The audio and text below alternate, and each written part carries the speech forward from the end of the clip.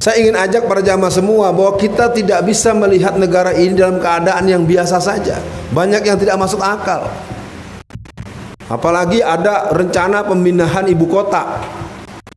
Pemindahan ibu kota dari Jakarta ke Penajam, Kalimantan Timur, itu adalah program PKI tahun 1955. Dan kalau kita mau bedah lagi keadaan di Penajam, Kalimantan Timur hari ini, tanahnya kosong. Sementara Istana Negara, sementara Monas, sementara gedung-gedung RRI, gedung TVRI, sadonya ada di Jakarta. Pusat-pusat pemberitaan, pusat-pusat pers, pusat-pusat polisi, pusat-pusat tentara, pusat-pusat pendidikan, universitas, berbagai pusat-pusat kegiatan perkantoran, itu semua nanti akan dijual kepada Cina. Dan kalau ada masyarakat yang tidak setuju, nanti akan ditangkap oleh polisi. Seluruh sistem kerja polisi akan menangkap siapa yang menolak pemindahan ibu kota. Jadi komunisme ini sekarang sudah berjalan secara deril. Kalau jamaah mau memahami, hari ini sebetulnya kita berbincang tentang menunggu saatnya bahwa kita akan melihat kembali berkibar bendera Palu Arit di mana-mana tempat. Karena anggota dan simpatisan, kader-kader dan titisan PKI sudah berjumlah 200 orang di DPR hari ini. Mereka mulai masuk sejak pemilu 1999. 2004 80 61-an orang, 83 orang, 118 orang, sekarang sudah 200-an. Apa tujuan mereka? Adalah mencabut TAP MPRS nomor 25 atau 66. Ketika saya ditangkap dengan tuduhan menyebut-nyebut di istana ada PKI. Ditanya oleh hakim, "Saudara Alfian, kenapa Anda menyebut-nyebut di istana ada PKI?" Hakim yang mulia, saya ini bukan anak kecil. Saya tahu resikonya apa yang saya katakan kalau saya ini bicara asal bicara. Saya terangkan bagaimana Cina itu menguasai tanah Indonesia dari ujung Aceh sampai Irian.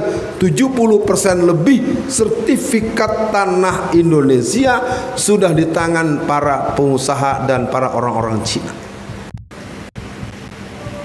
Tidak bisa dibantah di pengadilan.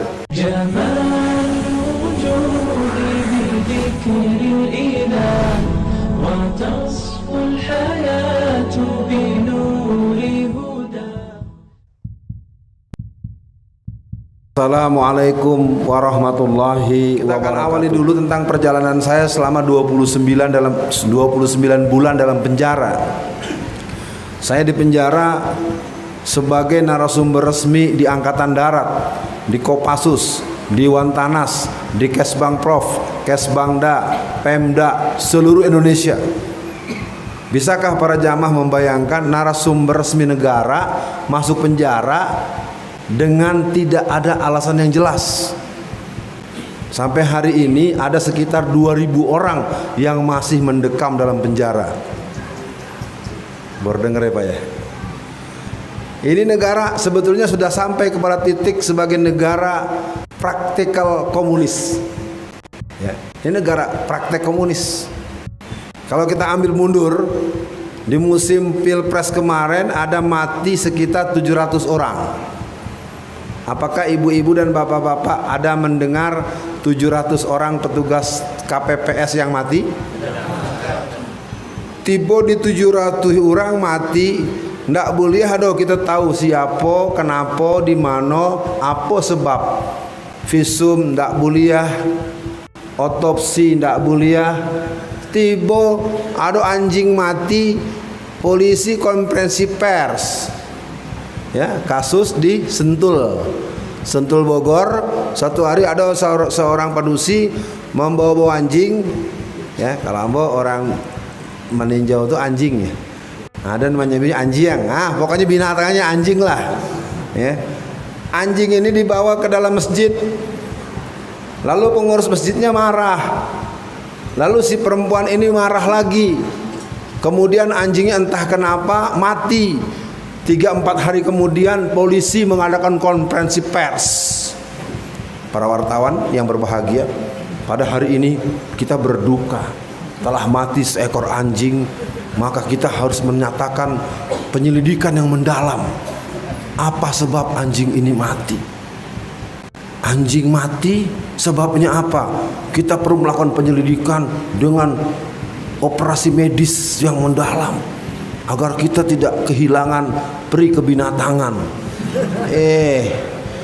Orang mati 700 hendak jalesia nan membunuh do.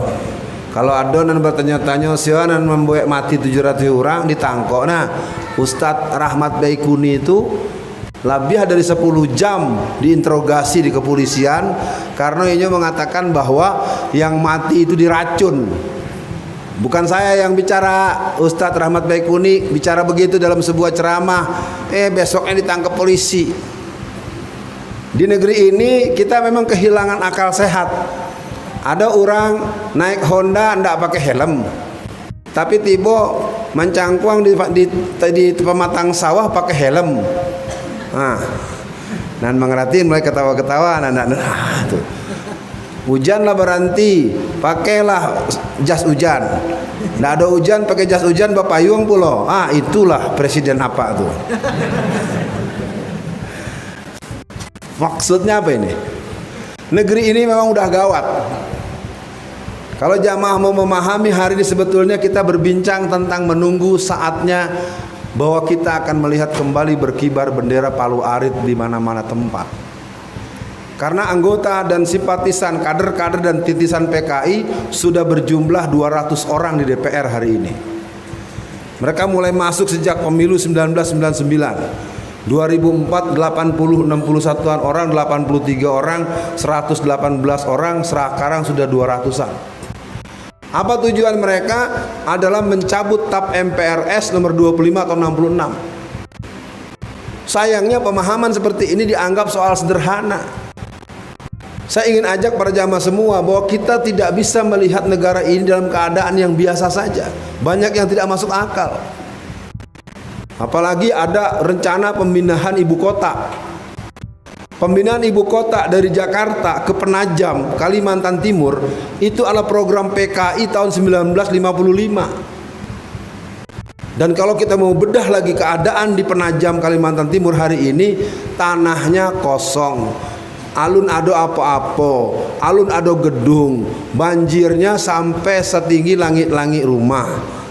Coba Pak, dan akan tampainya alun ado apa-apanya, banjirnya sampai setinggi atap rumah. Harus pindah. Seluruh PNS, seluruh ASN di Indonesia tidak boleh mempertanyakan kenapa pindah. Seluruh intelijen baik kepolisian, kejaksaan tidak boleh menjelaskan pada masyarakat bahwa negara kita, bahwa calon ibu kota itu tidak ada apa-apanya. Sementara Istana Negara, sementara Monas, sementara gedung-gedung RRI, gedung TVRI, sadonya ada di Jakarta. Pusat-pusat pemberitaan, pusat-pusat pers, pusat-pusat polisi, pusat-pusat tentara, pusat-pusat pendidikan, universitas, berbagai pusat-pusat kegiatan perkantoran, itu semua nanti akan dijual kepada Cina. Nak jaleh hambono. Maka si Jokowi kok santiang mana mengurus negara kok. Nanado ka dijual ke si Cina. Biko ada di Penajam tuh dibangunkan gedung-gedung. Nan punya gedung orang Cina. Jadi nanti siko dijual ke si Cina. Di Kalimantan Timur sewa sama orang Cina. Dan kalau ada masyarakat yang tidak setuju, nanti akan ditangkap oleh polisi. Seluruh sistem kerja polisi akan menangkap siapa yang menolak pemindahan ibu kota. Jadi komunisme ini sekarang sudah berjalan secara deril. Ketika saya ditangkap dengan tuduhan menyebut-nyebut di istana ada PKI. Ditanya oleh hakim, Saudara Alfian, kenapa Anda menyebut-nyebut di istana ada PKI? Hakim yang mulia, saya ini bukan anak kecil. Saya tahu resikonya apa yang saya katakan kalau saya ini bicara asal bicara. Saya sebutkan, saya dapat kabar dari Bapak Jenderal ini, Bintang 2, tanggal 16 bulan Mei tahun 2016, menyatakan bahwa sejak itu pengamanan Istana Negara tidak lagi diserahkan kepada Mayor Jenderal, tetapi diserahkan kepada Letnan 1 yang berkuasa 3 kompi. Kalau Anda mengerti sistem penataan keamanan, masa istana negara dikawal oleh komandannya Letnan 1. Jadi ketika Ambo menjelaskan di pengadilan itu, tabulala matutu hakim sedonyo. Jadi negeri ini memang sudah begini. Apa yang terjadi? Pertama, saya ditangkap karena saya dituduh melakukan bicara yang tidak baik. Apa yang saya bicarakan? Ini ceramah saya yang pertama di Surabaya. Judulnya menyelamatkan NKRI dari penjajahan Cina komunis. Saya terangkan bagaimana Cina itu menguasai tanah Indonesia dari ujung Aceh sampai Irian. 70% lebih sertifikat tanah Indonesia sudah di tangan para pengusaha dan para orang-orang Cina. Tidak bisa dibantah di pengadilan.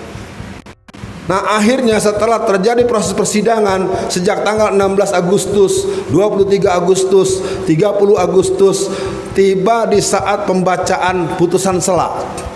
Jadi kalau ada non sarjana hukum di sini kok pasti mengerti. Kalau orang dipanggil, antum mempersoalkan saya, lalu saya ditangkap, diproses penyidikan, maka ketika sidang hari pertama yang mengadukan saya harus hadir. Mungkin hadir, lalu kemudian saya memberikan pembelaan dalam bentuk tertulis namanya pledoi. Setelah pledoi itu dikenal dengan istilah eksepsi. Eksepsinya kemudian disidangkan pada sidang keempat. Setelah mempelajari seluruh jawaban di putusan proses pengadilan di awal-awal persidangan, ternyata saudara Alfian seluruhnya dinyatakan diterima. Jadi aponan Ambo jelaskan tentang kok hakim itu menerima. Artinya apa? Sidangnya harus dihentikan. Tetapi tetap baru keluar berapa langkah dari Medaeng Surabaya, ternyata di luar penjara itulah banyak polisi bersenjata. Lalu Ambo ditangkap lagi, dimasukkan lagi ke mobil. Di dalam saya tanya sama polisi, emang gue salah apa lagi? Nggak ngerti Ustadz, kita mah mengikuti perintah aja. Bayangkan, ini yang pertama. Yang kedua, kasus yang kedua, ketika ada wawancara di sebuah stasiun televisi yang bernama LaTV tahun 2002, orang yang bernama Ripka Ciptaning mengatakan bahwa yang memilih PDI Perjuangan 15 juta orang adalah keluarga besar dan keturunan PKI. Di penghujung akhir wawancara, dia mengatakan bahwa sekarang sudah bertambah, maka yang memilih PDI Perjuangan pada pemilihan umum sejak tahun 1999 dan seterusnya sekitar 20 juta orang PKI. Yang bilang begitu Ripka Ciptaning, bukan saya. Lalu saya memberikan apresiasi bahwa 85% yang menjadi simpatisan dan memilih dan mencucuk PDI Perjuangan itu adalah PKI. Yang wawancara di televisi tidak ditangkap, Ambo dan mengutip tulisan ini dan ditangkap. Apa akhirnya kata persidangan? Setelah melalui rangkaian persidangan, saudara Alfian alias Alfian Tanjung dinyatakan tidak sesuai dengan tuntutan, sangkaan dan pasal yang disangkakan. Ayat 2, barang siapa orang yang menyampaikan sesuatu dan itu berbaik untuk kepentingan bangsa dan negara tidak termasuk kriminal, maka dengan ini saudara Alfian alias Alfian Tanjung dinyatakan bebas. Apa tahu berapa vonis Ambo dua-duanya? Sampai tahun. Permintaan dari si Pinocchio itu 8 tahun. Tahu Pinocchio? Ya, pokoknya yang pakai helm di sawah. Nggak ngerti gua nih, ya. Ampun deh. Kayak nggak ada orang lagi di negeri kita ini. Orang Saongeh itu jadi presiden. Orang Sumatera Barat kemarin katanya 88% milih Jokowi ya. Oh salah, terbalik. Tapi jangan gembira dulu. Kita pun sekarang nggak diurusin sama si Prabowo. Dia malah jadi anak buah Jokowi sekarang. Kasihan deh lu. Ya. Itulah karena kita memang tidak menyiapkan kader-kader politik. Ya, dalam perjuangan sebenarnya agak pahit kalau saya katakan. Jangan pernah hidup meminta tolong pada musuh. Meminta tolong orang nak jaleh sembayangnya, orang nak jaleh akidahnya, siapapun namanya. Walaupun Bang Yusril telah jelas-jelas menyampaikan, kita marah dengan Yusril, bapulo ceritanya Yusril menyuruh-nyuruh keluarga Maksumi untuk memilih PKI dan menjadi orang nomor 1 di Republik ini. Ya, wah Ustadz kalau ceramah begini bermasalah lagi nih. Survei membuktikan bahwa memang ada Kongres PKI yang terakhir. Dalam Kongres PKI pada tanggal 17 sampai tanggal 15 sampai 17 Agustus tahun 2010 di Desa Ngablak, Magelang, Jawa Tengah, dihasilkanlah ADART dan adu di tangan Ambo. Jadi nanti satu paket buku Ambo, 2 pledoi sama ADART Ambo serahkan ke pengurus masjid. Ya, karena Ambo ndak tahu kalau dari Jakarta kan membawa-bawa banyak, ndak lanteangan doh, bagasi 20 kilo. Ya. Nah, kalau lebih dari 20 kilo bayarnya tinggi. Tiba dibawa buku banyak-banyak, maunya gratis. Ya udahlah, kasih 1 set aja dah. Mau disalin, mau difotokopi, mau di apa nanti selesai acara saya serahkan secara simbolik.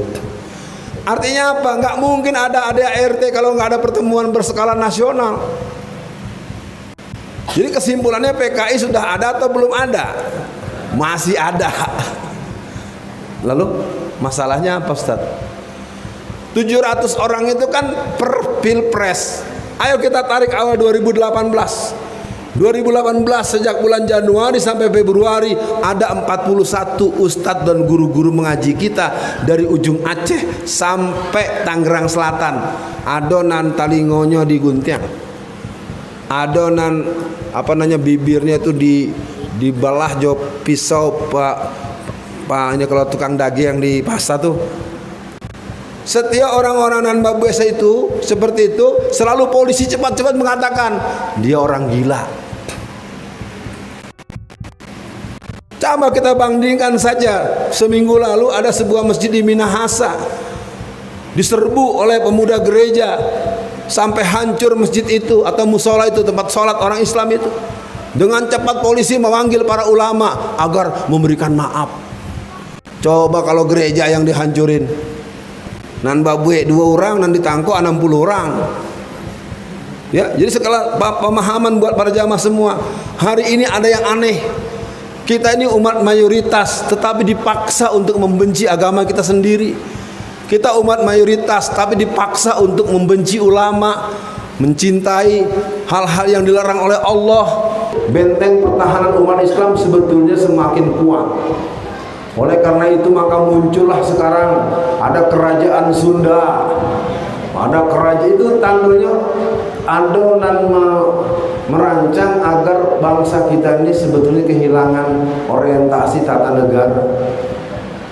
Kalau dalam ilmu politik, dalam ilmu hukum, mestinya orang-orang seperti ini yang ditangkap karena mereka makar. Tapi yang dituduh-tuduh Bang Kiflan. Apakah jamaah kenal dengan Pak Kiflan Zain? Pak Kiflan Zain itu sebetulnya tidak dalam keadaan menyenangkan karena beliau diancam hukuman mati. Baru dengar lagi kan? Saya juga sebagai teman dekat, sebagai junior beliau, sebagai adik angkatan beliau agak heran ini. Kok negara apa? Pak Kiflan Zain membuat nama bangsa kita sangat diacungkan jempol ketika bisa membebaskan rakyat Indonesia yang ada di Filipina. Bagaimana beliau membuat satu kekuatan pasukan pertahanan dan perlawanan terhadap gerakan pelajar dan mahasiswa komunis di awal reformasi. Tapi apa yang terjadi memang pada hari ini, maka pilihannya adalah mari semua kita menyadari kita tidak boleh melupakan Allah mengajarkan kepada kita wal mu'minin wal mu'minatin kal bunyanuhum yasduhum ba'duhum ba'da. Ayo kita bersatu. Jangan sampai kita membiarkan situasi tahsabuhum jami'a wa qulubuhum satta. Kau lihat mereka seolah-olah bersatu padahal hati mereka terpecah belah. Kita harus menyadari betul kekuatan umat Islam itu ada di seluruh Indonesia. Cermin tampilannya adalah dari barisan 212. 212 itu jumlah yang hadir pada tanggal 2 Desember 2019 itu di atas 5 juta orang. Tetapi di televisi tidak ada berita. Yang ingin saya acungkan jempol, Sumatera Barat tidak pernah absen. Selalu ada. Muhammadiyah dari Aceh sampai Irian hadir di Monas. NU garis lurus hadir di Monas. Yang garisnya tidak lurus nggak tahu. Jadi pada malam ini kita perlu melakukan satu proses refresh. Yang jelas kita tidak pernah boleh kehilangan semangat, ya, karena kita punya pedoman yang ada dalam Al-Quran, dan Quran memberikan pelajaran banyak buat kita. Wala tahinu wala tahzanu in kuntum a'launa mu'minin. Jangan kecil hati, jangan ciut nyali kalau engkau betul-betul orang yang beriman. Jadi malam ini saya akan mencoba menuntaskan dulu ada apa dengan gerakan PKI di Indonesia. Hari ini ngomong PKI, emang PKI masih ada? Itu dan Naco Ambodanga di Madima, di kampus misalnya, di tempat Ambo Maja, kan adonan doktor ahli sejarah, ada guru besar ahli sejarah, guru besar sejarah. Di grup WhatsApp dosen, udahlah jangan banyak ngomong, gak usah bilang-bilang ada PKI segala. Saya pakai bahasa Betawi ini, hei jangan banyak bacot. Kalau lo pengen tahu PKI ada apa enggak, hadapin gue. Mau di TV mana? Lo mau satu-satu atau mau semua? Kawan-kawanan sama-sama kawan-kawanan pemahaman situasi. Tuh kan Ustaz, kalau ditantangin gitu nggak berani. Debat di Jack TV, satu stasiun televisi besar di Jakarta. Ada seorang profesor doktor yang bernama Amal Tamagola, katanya nggak ada komunis, nggak ada PKI, itu nggak ada. Ketika mau angkat ADART tadi itu, pucet mukanya, berubah warna jadi seperti kain kafan. Ada ya, saya baru tahu. Jadi biar tahu para jamaah semua, hari ini orang sering bermain dengan kata-kata artikulatif. Sebetulnya hal-hal yang membahayakan sedang terjadi dengan sangat mengerikan. Gerakan PKI itu mulai tumbuh kembali ketika tahun 1981 pulanglah seorang yang bernama Tamhis. Seorang Tamhis kemudian bergerak disongsong dengan gerakan dari luar oleh Karmel Budiarjo. Karmel Budiarjo bersama dengan anak-anaknya Aidit yang bernama Ilham dan Ibra Ruri Aidit, disambung lagi dengan dua orang doktor sosiologi politik alumni Perancis, suami istri, dia menghidupkan kembali Partai Komunis Indonesia, disambut dengan yang tua-tua seperti Suar Suroso, beberapa nama-nama terkenal seperti M. H. Lukman, Ibrahim Isa, segala macam. Itu kelompok-kelompok PKI tua dalam usia 94-96 tahun, dan mereka beberapa orang itu masih hidup. Gerakan-gerakan komunis itu kemudian mengerucut tahun 1996. Polisi menangkap seorang yang sekarang jadi pejabat di Kementerian Tenaga Kerja dan Transmigrasi.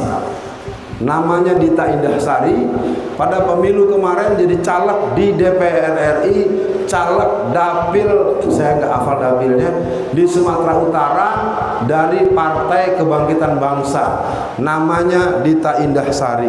Mari kita baca apa yang dia tulis dalam buku hariannya. Dalam buku hariannya dia menuliskan kalimat seperti ini: partai sudah berdiri, 31 tahun terkubur, dibantai, dihina, dibunuh, dilarang, diawasi, dikhianati, sekarang dibangun kembali. 31 tahun. Dari mana? Buku harian si Dita Indahsari ini ditemui oleh polisi pada tanggal 16 bulan April tahun 1996. 96 dikurang 31 berapa? Ada apa dengan 65? Berarti kita ulang kalimat akhirnya. Partai sudah berdiri. Berarti sejak tahun 1996 ini kader-kader PKI muda yang dirintis oleh si Tamhis tahun 81 mulai bertumbuh. Maka pada tahun 1990-an muncul kelompok-kelompok diskusi. Jalan Biologi Bandung, Palagan Yogyakarta, kelompok UNAS, muncul kelompok komunis putih dimulai dari IAIN Sumatera Utara ada si Aswan. Di Sumatera Barat saya kurang paham tapi tentu mereka melintas, tapi saya tahu ujungnya di Lampung Selatan. Di Lampung Selatan ada Andi Arief. Ya, Andi Arief itu nama samarannya Mirah Mahardika, bergerak sampai ke Banten. Di Untirta itu kader-kader PKI mudanya bergabung di FAM, KAM, LMND, FMN. Jadi kalau ada bapak-bapak ibu-ibu punya anak bergabung dengan gerakan dengan nama FAM, KAM, LMND, FMN, itu PKI semua. PRD itu bongkolnya. PRD ini sebuah gerakan Partai Rakyat Demokratik berlambang roda gerigi yang ADART-nya sama persis dengan hasil Kongres PKI tahun 1954. Ya. Jadi itulah mungkin menurut hemat saya mengapa gerakan komunis berjalan kemana-mana dengan mudah, karena kita sudah tidak bisa lagi mengidentifikasi. Di sisi lain kita kehilangan generasi muda yang mempunyai pengetahuan sejarah yang cukup. Kelompok Islam kita hari ini adanya pada kelompok-kelompok Islam yang memang butuh komplementer. Makanya saya berharap pada malam ini, setelah nanti kita sepakati waktu penyampaian pengantar kuliah saya, nanti kita dialog. Jadi gerakan PKI ini bukan semata-mata seorang Alfian Tanjung lalu ingin bicara, hebat ya bicaranya, sudah telat, sudah lewat. Ambo tuh jadi mau balik semenjak tahun 1980 tampangnya jadi muda. Tahun 86 Pak, Ambo ceramah aja halah di mimbar kok dihancurkan oleh Koramil, oleh Kodim. Spanduk di luar tuh dirobek oleh Koramil, oleh Kodim. Jadi kalau kini orang merasa punya masalah dengan polisi, polisi memang kelakuannya seperti itu karena terlalu banyak makan duit Cina. Tapi jangan buru-buru juga muji tentara. Tentara juga dulu zaman Orde Baru jahat sama ulama. Ya, jangan lupa maksudnya gitu kalau bahasa Jakartanya mah. Ya, gue pengen bilangin sama lo semua, jangan lupa bahwa tentara juga dulu kejem. Maka yang tidak kejam siapa? Yang di dalam hatinya ada ini. Wa nunazzilu minal Qur'ani ma huwa syifaa'u rahmatul lil mu'minin wa la yazidu zalimina illa khasar.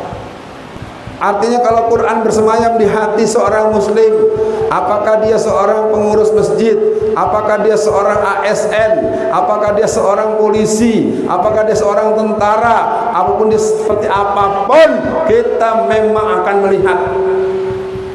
Dulu ada ketua PWM Muhammadiyah namanya Amiruddin Siregar, tentara aktif, berani Pak. Jadi tentara kalau ceramah itu jihad terus.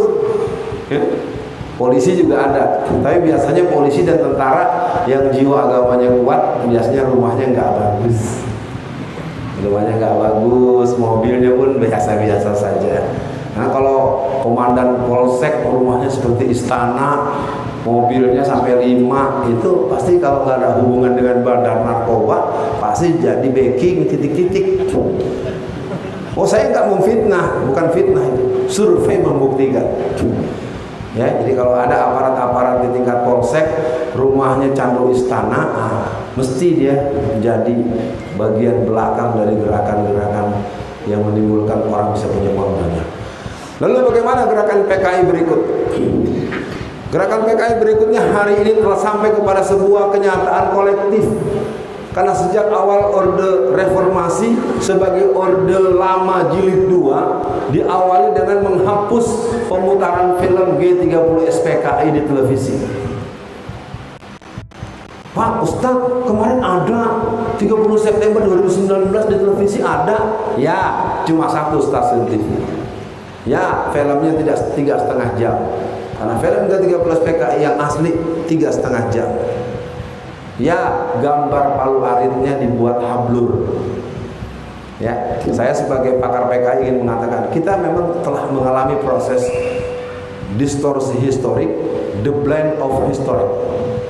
Apalagi di buku sejarah sejak tahun 2004. Nah, ini ada bapak kita tadi mana pensiunan PKN ya, ngajar PKN Pak.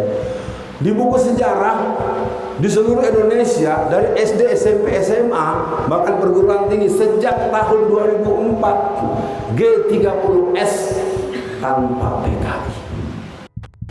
Jadi kalau bapak-bapak dan ibu-ibu memahami kenapa kebangkitan mereka ini tidak terendus, tidak terasa kalau orang misalnya mengangitkan lawak di dapur. Kalau lah lewat masanya kan terasa bau angus kan. Nggak terasa sudah karena memang film dicabut, G30 SPKI tidak ada lagi di televisi dan media secara luas, G30S tanpa PKI. Belum lagi pelajaran-pelajaran dalam kuliah revolusi politik. Di kalangan pelajar juga dibangun yang namanya AFRA, anti fasis rasis, Bajak, Barisan Pelajar Jakarta, API, Aliansi Pelajar Indonesia. Itu gerakan pelajar komunis yang berkembang walaupun tidak besar tapi ada. Persoalannya menjadi masalah karena hari ini kita terheran-heran. Ada seorang anak tamat SMA, masuk Akabri, masuk AMN, ditanya sama penginterview, ditanya oleh pihak bagian penerimaan taruna baru, bagaimana pendapat Anda tentang PKI? Oh, PKI itu bagus-bagus saja. Coba bayangkan, anak tamat SMA memuji-muji PKI. Saya ingin katakan dengan sederhana, tidak mungkin dia bisa memuji kalau tidak ada yang ngajarin. Jadi artinya para jamaah yang berbahagia, keadaan kita sudah terlalu jauh. Sementara buku saya judulnya jelas, Menangkal Kebangkitan PKI, Strategi Perlawanan Nasional Menjaga Keutuhan NKRI. Waktu saya ditahan di Tahti Polda Jatim, ya, jadi ada pusat penyimpanan tahanan di Polda Jawa Timur. Saya bawa buku banyak. Nah, saya sebagai orang yang mengerti bahwa kebangkitan sangat serius, saya bawa buku berapa puluh. Beberapa pejabat-pejabat yang sama-sama di penjara dengan kasus yang berbeda, saya nggak menyoal kasus dia, saya kasih buku. Besok hari kita jam olahraga. Mas, buku saya sudah dibaca. Ustadz, bukunya diambil polisi. Kata polisi itu buku terlarang. Saya ulang ya, jamaah ya. Menangkal Kebangkitan PKI, Strategi Perlawanan Nasional Menjaga Keutuhan NKRI. Dibilang buku terlarang. Ini yang otaknya koslet yang nulis apa yang melarang nih? Saya akhirnya ketemu dengan saya tuh polisi itu, satu hari buku saya mau diambil, saya lawan. Anda kok jadi seorang polisi tolol, saya bilang. Dari mana buku saya, buku terlarang, udah baca belum? Nggak ngerti Ustaz. Kalau nggak ngerti kan bilang terlarang, goblok nih. Ya. Saya marah gitu, tapi memang nggak pantas ya, nggak boleh Ustaz ngomong begitu. Tapi dia nunduk aja. Jadi sekarang ini ada orang aneh, mungkin karena pemimpinnya aneh kali ya. Otaknya nggak jalan, di tepi sawah pakai helm, nggak ada hujan pakai jas hujan, pakai payung. Gimana Pak Herman? Hujan nggak ada loh, nggak ada ayah dari langit loh. Tapi jas hujan mau payung-payung nah. Presiden lo ya. Lo kemarin pakai baju Jokowi lo. Nah, jadi malam ini kesempatan buat para jamaah untuk bertanya. Karena saya kalau bercerita tentang detail, saya bisa banyak menguraikan bagaimana tahapan kerja mereka, bagaimana kader mereka, bagaimana pengkaderan mereka. Yang jadi persoalan, Ustadz, untuk apa sih bahas beginian? Ini bukan soal sederhana. Awal Januari tahun 2017 di Angola, sebuah negara yang berada di Afrika, DPR-nya, pemerintahnya, kelompok eksekutif dan legislatifnya bersepakat untuk mengumumkan pada masyarakat bahwa Islam adalah agama terlarang di Angola. Mau nunggu agama dilarang di Indonesia? Kemarin kan udah dimulai tuh, nggak boleh pakai nyebut kafir. Jadi kafir diganti dengan non muslim. Nanti baca Quran, qul ya ayyuhal non muslim. Astagfirullahaladzim. Nih jangan main-main ini. Lihat saja Menteri Agama ngomongnya kayak gitu. Khutbah Jumat nggak pakai salawat Nabi.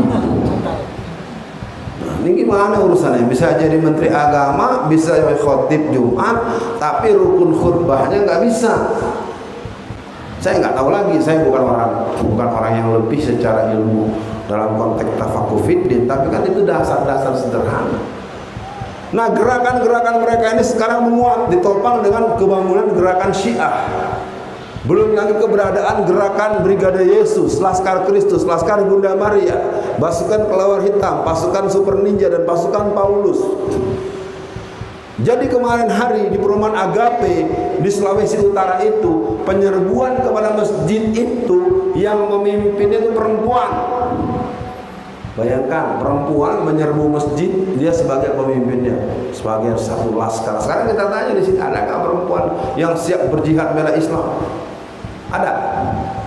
Harus latihan dulu tapak suci, silat dan 4 atau apa? Jadi pada malam ini saya ajak para jamaah mengerti bahwa kita sedang berada, saya sering ilustrasikan seperti di rumah sakit unit gawat darurat. Bapak tahu Pak ya rumah sakit gawat darurat Pak ya?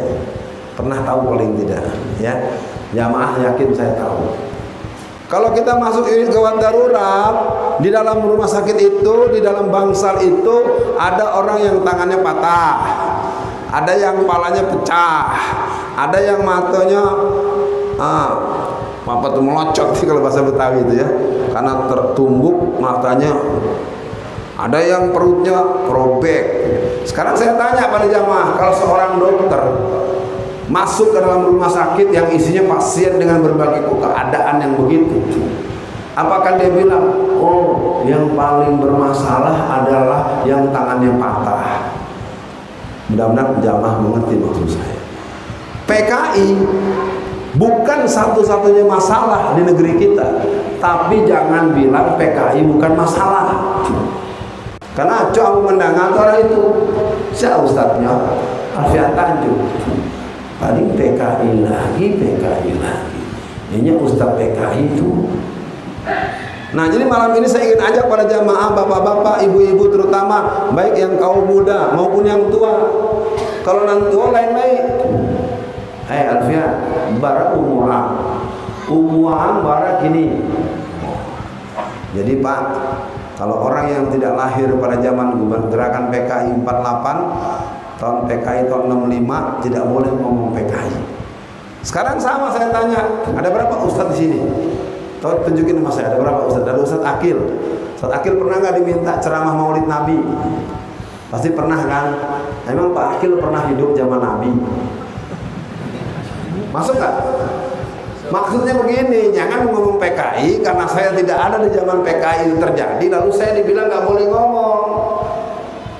Inilah salah satu kelemahan orang tua di kalangan nasionalis, di kalangan agamis, suka apa namanya ya, membuli non junior. Beda sama orang PKI. Kenapa kader-kader PKI banyak di DPR? Ketika kader PKI mau nyalek, maju jadi caleg, ditanya, hei, kamu mau maju, berapa modal kamu? Ini Pak, saya punya modal dan 200 juta. Oke, saya tambah pada kamu 6 miliar. Sekarang Madul Alfian Tanjung nyalek 4 kali gagal terus. Kalau orang yang ngerti kaliber saya sebagai pakar PKI, mesti itu langsung dibahas nih Alfian maju. Dari ujung Aceh sampai Irian, masa nggak ada sih orang yang ngerti betapa ngerinya PKI itu? Tapi saya bukan marah, memang mungkin pastinya Allah tidak mengizinkan saya berada di tempat itu. Tapi secara skema kerja memang kita harus akui, kita adalah kelompok muslim mayoritas tetapi tidak mempunyai skala prioritas. Kita umat Islam mayoritas tapi selalu kalah dan salah dalam berbagai event. Kebetulan di Tangerang, Banten itu satu periode saya pernah mendapat amanah menjadi ketua majelis syuro 5.000 masjid. Ada satu pengalaman yang membuat saya sampai sekarang belum ada solusi. Saya belum punya jawaban. Satu hari ada keributan seorang pemuda Islam dengan pemuda Kristen. Satu hari ada pemuda Kristen masuk ke tengah masjid sambil ngetrek. Kalau yang muda ngerti yang ngetrek semua. Di tengah masjid. Akhirnya kan pengurus masjid itu kan marah besar. Ditempeleng, dilampangnya tuh anak orang. Tapi tidak tahu ceritanya, tahu-tahu nanti ditangkap polisi itu pengurus masjid. Jadi sampai hari ini saya sedang tidak mengerti dengan negeri kita. Kalau ada kelompok Islam bertengkar dengan kelompok non-Islam di mana saja di Indonesia ini, selalu yang disalahkan oleh aparat mesti anak orang Islam. Mana yang tua? Ya Pak ya, saya berani Pak. Kalau tanya gadang, Pak, kenapa? Karena kita tidak terbiasa seperti dulu. Dulu orang-orang tua kita, orang-orang gaya kita mengajarkan ang harus berani kalau ang tu bana. Berani karena benar. Hari ini orang yang banyak benar tapi pengecut. Pinter dia, S3 dia, soleh dia, tidak pernah berbuat maksiat, tidak merokok dia, tidak suka minuman keras dia, tidak berbuat yang dilarang agama dia, tapi aneh-aneh itu ada tetangga masuk Kristen, biarin saja sebelum saya masuk surga sendirian. Jadi hari ini kita kehilangan siapa pemuda-pemuda yang siap membela agamanya ketika agamanya dihina. Itulah oleh Buya Hamka disebut dengan ghirah. Apa itu ghirah? Cemburu karena urusan agama. Jangan kau tanyakan cemburu bagi orang yang tak punya cinta. Hanya sang pencinta saja yang punya rasa cemburu. Agama ini terus terang dalam bahaya. Gerakan kristenisasi merajalela, pemurtadan terjadi di mana-mana. Kalau Buya Akil ini membuat sebuah yayasan, lembaga, penampungan, pesantren apapun untuk urusan-urusan para mu'alaf harusnya dibantu. Lain kesempatan mungkin diberikan ruang dan peluang.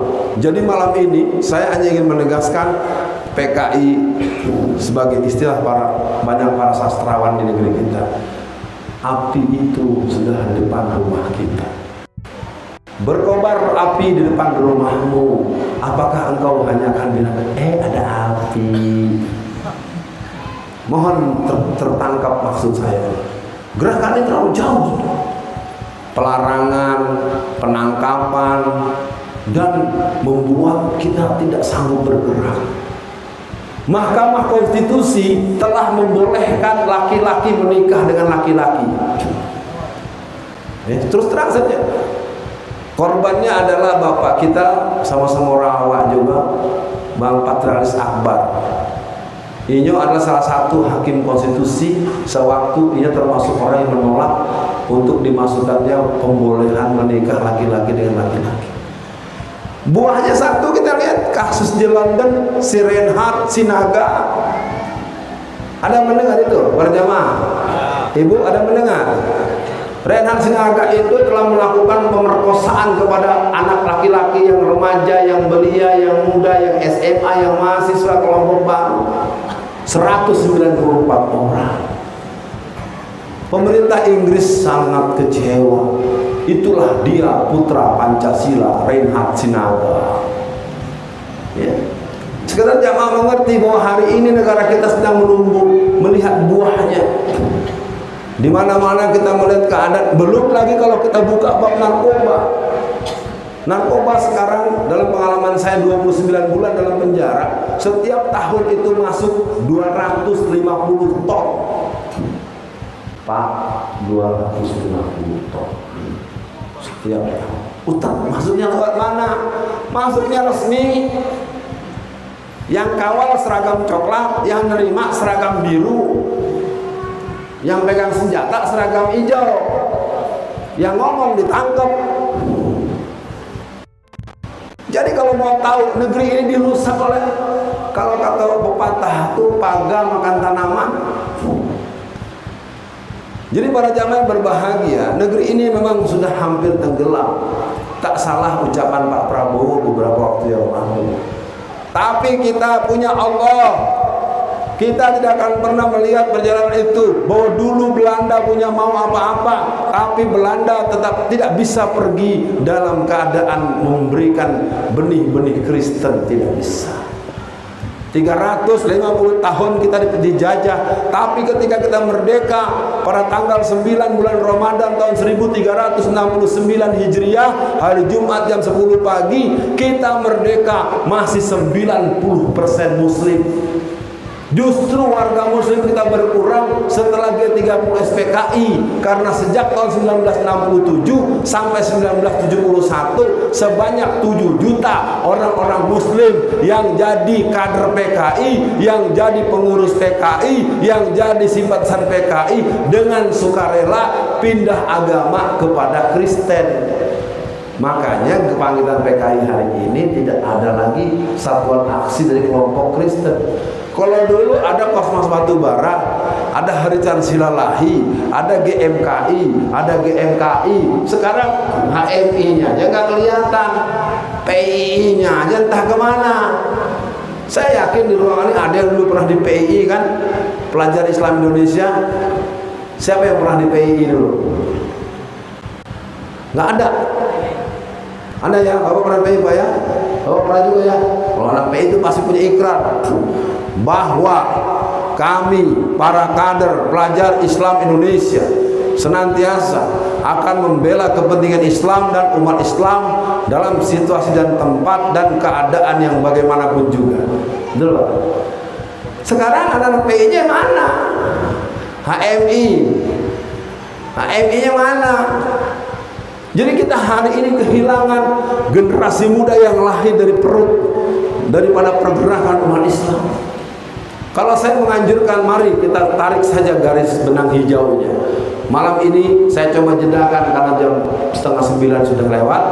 Saya akan beri kesempatan tanya jawab. Paling tidak gerakan komunis di satu sisi, operasi politik untuk melemahkan kita di sisi lain. Karena pilkada serentak tanggal 23 September 2020 adalah pilkada serentak yang terakhir. Ini sebenarnya saya semakin bicara ini, semakin hati saya semakin merintih. Karena saya pelajari masyarakat nggak peduli dengan pilkada, apalagi orang Sumatera Barat. Capek-capek menangin Prabowo-nya jadi anak buah Jokowi. Jadi saya himbau jangan mundur. Prinsipnya pertama, besok tanggal 23 bulan September 2020 kita mesti punya gubernur baru. Setuju? Ya iyalah, Pak Irwan Prayitno apapun bahasannya sudah 2 periode. Jangan dibahas bahwa dia nerima tamu Cina. Jangan dibahas bahwa dia ngajak kumpul-kumpul di bandara, itu urusan dia. Apapun Bang Irwan sudah pernah berbuat, kekurangannya tanggung jawab dia di dunia akhirat. Tapi besok akan ada gubernur baru. Siapa gubernur baru kita? Pasti banyak nama. Saya kasih kriteria. Pertama, jangan pilih yang polisi. Ya, ini bukan ketawa nih, ntar saya terangkan. Ya, karena di seluruh Indonesia dari 9 calon kepala daerah, dari 9 calon gubernur, 197 calon wali kota dan bupati, 80% adalah polisi. Nanti saya terangkan ya, mudah-mudahan setelah saya tuntaskan soal pilkada serentak dan tahun 2004 seperti apa. Jadi saya bicara politik malam ini, politik strategis, bukan politik pribadi, bukan politik partai tertentu, tidak.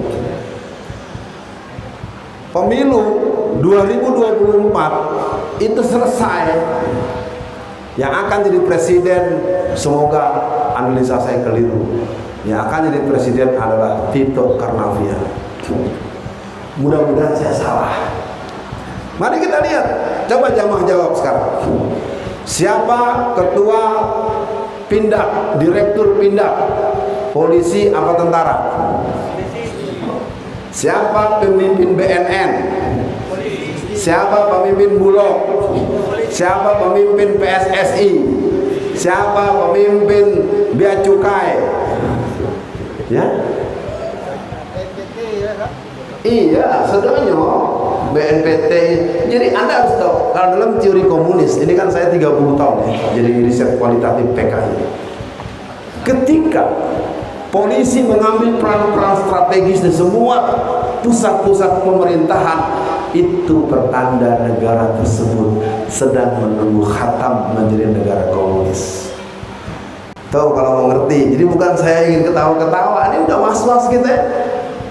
Ya, karena kalau nanti ngomong begini ditangkap lagi, kalau nggak berani nangkap ustadznya, nangkap pengurus masjidnya.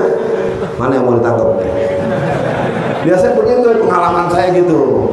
Karena ketika penceramahnya narasumbernya dianggap semakin punya kelas nasional, semakin punya ini, polisi nggak berani ganggu kita, yang ditangkap pengurusnya.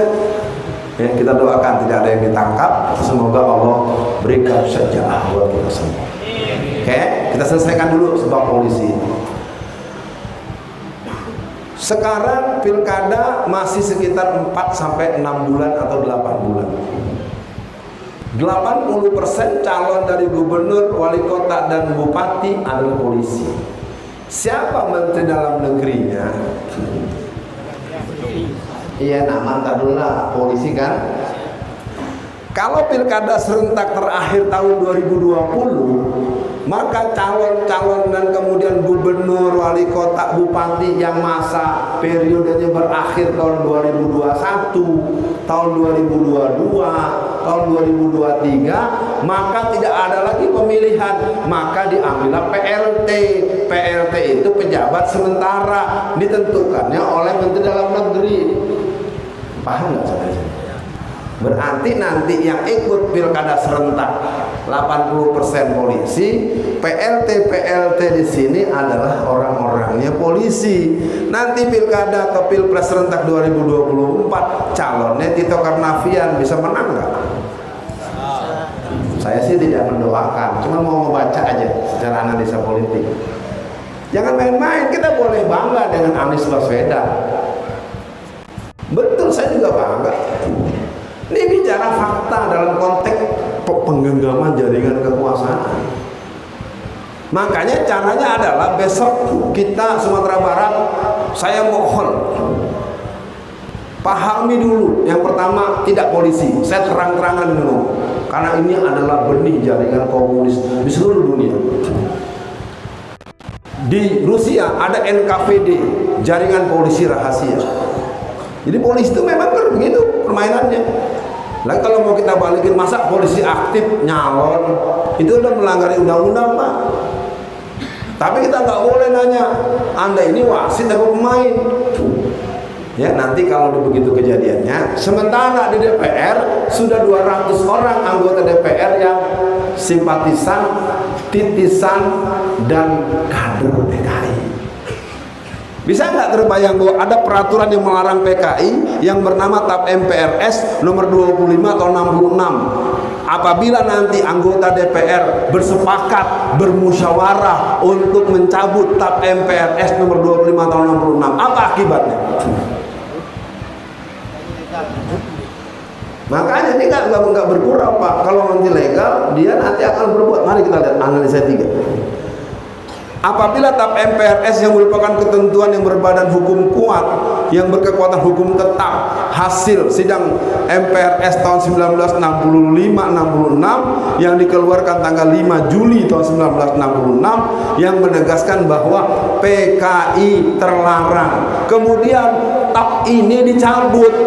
Sederhana saja, peraturan yang melarang sesuatu dicabut, maka berarti yang terlarang menjadi tidak. Oke, poin pertama, berarti PKI tidak salah. Kalau PKI tidak salah, maka yang salah adalah para ulama dan TNI. Poin 1. Apabila TAP MPRS nomor 25 tahun 66 dicabut, maka berarti PKI bisa minta ganti rugi. Berarti mereka yang selama ini tidak boleh masuk jadi PNS, mereka yang nggak boleh masuk jadi pegawai negeri, mereka nggak boleh jadi tentara, mereka nggak boleh jadi lurah, mengalami proses penjajahan hak-hak politik. Kapan mereka lakukan itu? Mereka sudah datang ke Pengadilan Negeri Jakarta Pusat bulan September tahun 2005. Sekitar 500 kader PKI asli yang usianya 70 tahun, 80 tahun mendatangi Pengadilan Negeri Jakarta Pusat bulan September tahun 2005 dari Ngawi, dari Kediri, dari Magetan, dari Blitar, dari Madiun, dari daerah basis-basis PKI. Jangan tahu apa tuntutan mereka. Tuntutan mereka satu orang tertinggi minta ganti 2,5 miliar. Kan tadi di awal saya bilang anggota mereka berapa? 20 juta orang. 20 juta dikali 2,5 miliar. Nah, yang kedua, yang ketiga, yang tadi antum bilang, kalau TAP MPRS nomor 25 tahun 66 dicabut, maka secara otomatis PKI menjadi partai yang legal. Berarti pemilu yang akan datangnya partai berlambang Palu Arit boleh ikut pemilu. Bahaya tidak? Saya udah bicarakan sejak lama, Pak. Tapi dianggapnya saya ini mengada-ada. Sekarang udah terlambat, api sudah depan rumah. Udah 200 orang. Maka tahap pertahanan pertama, pastikan gubernur Sumatera Barat bukan polisi. Saya tahu Anda akan ditekan karena ada 2 calon polisi. Kalau nggak ditekan dikasih uang, kalau nggak nanti diancam, nanti dibuat kasus kriminalisasi. Anaknya baik, bapaknya yang ditangkap, bapaknya baik, anaknya yang ditangkap. Begitu permainan polisi, saya tahu betul.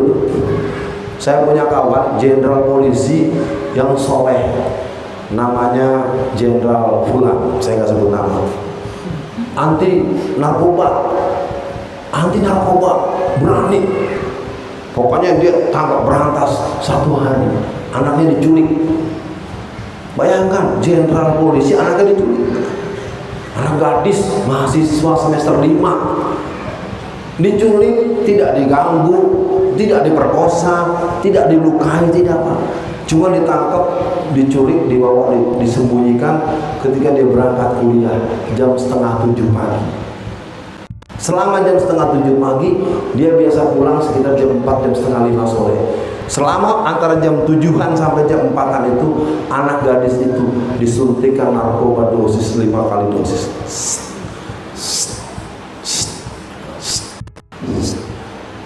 Menjelang maghrib diantarkan ke rumah dalam keadaan overdosis. Tetangga kan bilang apa? Bapaknya anti narkoba, anaknya narkoba. Tetangga kan nggak tahu menahu bahwa itu operasi kontra intelijen dari para bandar dan mafia narkoba. Ya, jadi saya katakan buat negara, semua jamaah, negara ini dalam bahaya. Generasi kita dirusak dengan yang namanya narkoba. Narkoba masuk 250 ton tiap tahun. Saya berani bicara karena saya tahu. Karena di dalam penjara itu yang paling melenggang, yang paling wah, itu bandar-bandar narkoba. Kalau kita yang para ulama kesana nggak boleh, kesini nggak boleh, kumpul-kumpul, orang yang kumpul diintimidasi.